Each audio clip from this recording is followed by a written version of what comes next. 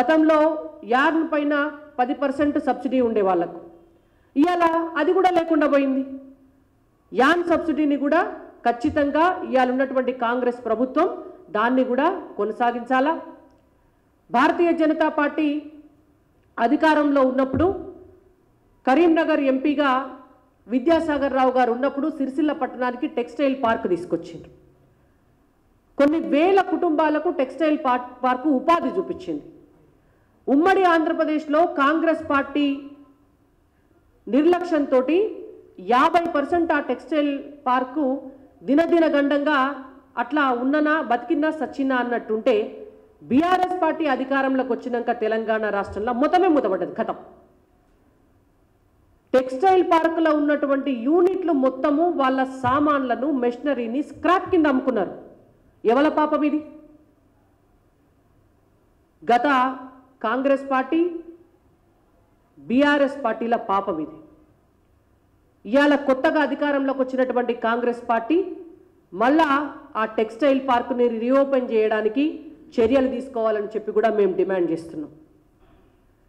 మాట్లాడితే కేంద్ర ప్రభుత్వం గురించి మాట్లాడతారు. సిరిసిల్లలో టెక్స్టైల్ పార్క్ ఇచ్చింది కేంద్ర ప్రభుత్వం. 2014 బీజేపీ ప్రభుత్వం, ఆనాటి బీజేపీ ప్రభుత్వం. 2014లో మళ్ళీ బీజేపీ అధికారంలోకి వచ్చిన తర్వాత ఒక మెగా టెక్స్టైల్ పార్క్ని తెలంగాణ రాష్ట్రానికి అనౌన్స్ చేసి జాగా చూపియమంటే కేటీఆర్ అనేట ఆయన ఎన్నడూ కూడా సిరిసిల్ల లాంటి పట్టణానికి టెక్స్టైల్ పార్క్ కావాలని భూమి చూపియలే, ఎన్నడొక లేఖ రాయలే. వరంగల్ లాంటి పట్టణంలో టెక్స్టైల్ పార్కు పెట్టడానికి కూడా అడగంగా జాగా చూపించారు.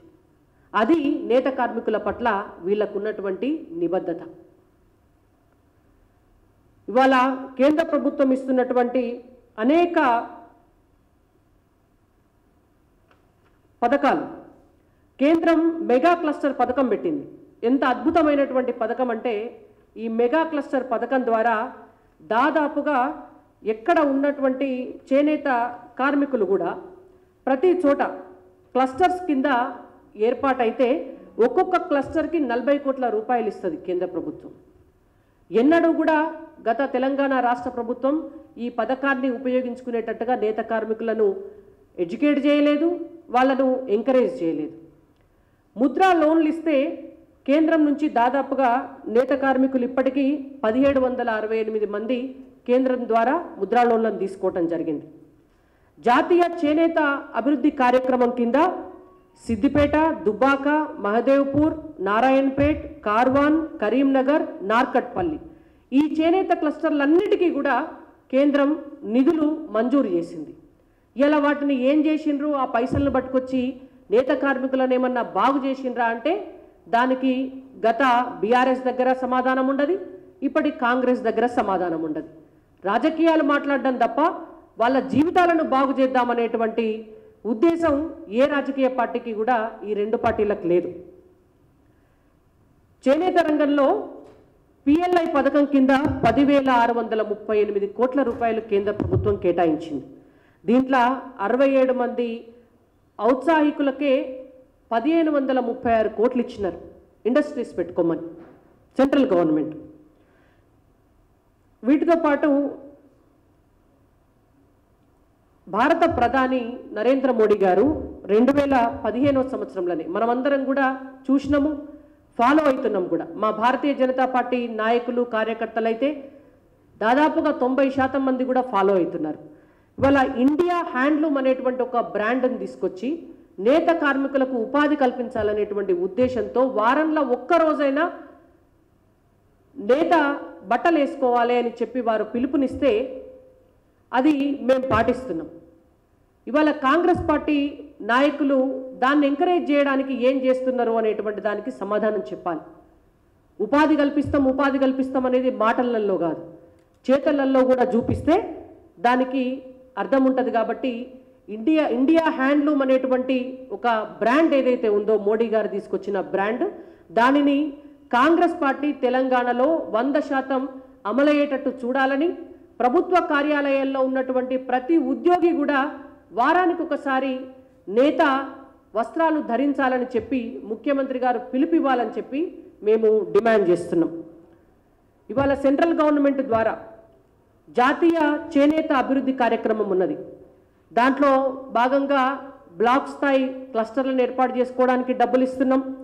చేనేత మార్కెటింగ్కి ఈవెంట్లను నిర్వహించడానికి రాష్ట్రాలకు చేనేత ఏజెన్సీలకు కేంద్ర ప్రభుత్వం ఆర్థిక సహాయం ఇస్తుంది.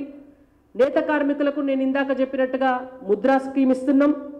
హాత్కర్గా సంవర్ధన్ సహాయత కింద ఉపకరణాలు మగ్గాలు అందించడానికి ఒక అద్భుతమైనటువంటి పథకాన్ని కూడా కేంద్ర ప్రభుత్వం ప్రవేశపెట్టింది. చేనేత కార్మికులకు వాళ్ళ పిల్లలకు చదువుకునేటువంటి విషయంలో కూడా ఆర్థిక సహాయం చేయించేటటువంటి పరిస్థితిని ఇవ్వటం జరిగింది. అలాగే ఈ-కామర్స్ ద్వారా ఆన్లైన్ పోర్టల్ రైతులకు ఈనాం ద్వారా పండించినటువంటి పంటను అమ్ముకునేటువంటి అవకాశం ఎట్లున్నదో నేత కార్మికులు కూడా వాళ్ళు తయారు చేసినటువంటి బట్టలని ఆన్లైన్ పోర్టల్ ద్వారా అమ్ముకునేటువంటి అవకాశంతో ఉండాలని చెప్పి ఈ-కామర్స్ వెబ్సైట్ పెడితే 110 కోట్ల రూపాయల అమ్మకాలు జరిగినాయి ఇప్పటివరకు. ఈ-కామర్స్ వెబ్సైట్ ద్వారా డైరెక్ట్ కార్మికుడే అమ్ముకునేటట్టు. ఇట్లా కేంద్ర ప్రభుత్వం చేస్తుంటే సిరిసిల్ల లాంటి చోట కేటీఆర్ గారు వర్కర్ టు ఓనర్ పథకం ఒకటి తీసుకొస్తున్నా అని చెప్పి అక్కడ ఉన్నటువంటి నేత కార్మికులకు త్రిశంకు స్వర్గాన్ని చూపించండి. ప్రతి వర్కర్కు కూడా ఒక 2-3 సాంచాలు పెట్టుకొని మీరే యజమానిలాగా ప్రొడ్యూస్ చేస్తే మేము కొంటామని. కానీ ఆ వర్కర్ టు ఓనర్ పథకం అనేటువంటిది అది అమలులోకి రాలేదు. నేత కార్మికుల ఆశలు అడియాసలే అయినాయి. కాబట్టి ఇప్పుడున్నటువంటి కాంగ్రెస్ ప్రభుత్వం కేంద్ర ప్రభుత్వం ఇస్తున్నటువంటి ఈ పథకాలన్నింటినీ కూడా వాడుకొని వర్కర్ టు ఓనర్ పథకాన్ని ఇంప్లిమెంట్ చేయాలి. ఒక సిరిసిల్లలోనే కాదు, ఇవాళ పోచంపల్లి కావచ్చు, గద్వాల కావచ్చు, నారాయణపేట కావచ్చు, సిద్దిపేట కావచ్చు, ఎక్కడైతే హ్యాండ్లూమ్ పవర్లూమ్ కార్మికులు ఉన్నారో వాళ్ళందరికీ కూడా కేంద్ర ప్రభుత్వ స్కీములన్నింటినీ కూడా ఉపయోగించుకొని ప్రతి పథకాన్ని కూడా అమలయ్యేటట్టుగా చూసి వర్కర్ టు ఓనర్ స్కీమ్ని రాష్ట్రమంతా కూడా అమలు చేయాలని చెప్పి బీజేపీ పార్టీగా మేము డిమాండ్ చేస్తున్నాం. ఇంకా అర్బన్ హట్స్ కేంద్ర ప్రభుత్వము ఒక అడుగు ముందుకేసి ఆన్లైన్ మార్కెటింగ్తో పాటు ప్రత్యక్ష మార్కెటింగ్ సౌకర్యాన్ని కూడా కల్పించింది. మెట్రోపాలిటన్ సిటీస్లో అర్బన్ హట్స్ ఏర్పాటు చేయడం కొరకు డబ్బులు మంజూరు చేసినారు, దానికి కావాల్సినటువంటి సబ్సిడీలు ఇచ్చినారు. మరి అట్లాంటి స్కీమ్ని తెలంగాణలో ఎక్కడ వాడుతున్నారు, ఎక్కడ మార్కెటింగ్ సౌకర్యాలకి ఇవాళ కాంగ్రెస్ పార్టీ నేత కార్మికులకు అండగా నిలబడుతోందో సమాధానం చెప్పాల్సినటువంటి అవసరం ఉన్నది. దీంతో పాటుగా చేనేత కార్మికుల సమగ్ర సంక్షేమ పథకము, నూలు సరఫరా పథకము, ఇట్లా చాలా ఉన్నాయి. ఎన్ని చెప్పుకుంటూ పోతే కేంద్ర ప్రభుత్వము గత 10 సంవత్సరాలుగా ప్రతి రంగాన్ని కూడా ఆదుకోవాలి, ప్రతి కార్మికుడికి కూడా అండగా ఉండాలని 4 అడుగులు ముందుకేసి డబ్బులు కూడా కేటాయిస్తుంటే ఈ రాష్ట్రంలో అధికారంలో ఉన్నటువంటి బీఆర్ఎస్ పార్టీ గతంలో, ఇప్పుడున్నటువంటి కాంగ్రెస్ పార్టీ ఒక దిక్కు రైతులను, మరో దిక్కు నేత కార్మికులను ఉరికొయ్యలకు వేలాడేటువంటి పరిస్థితులకి నెట్టివేస్తోంది.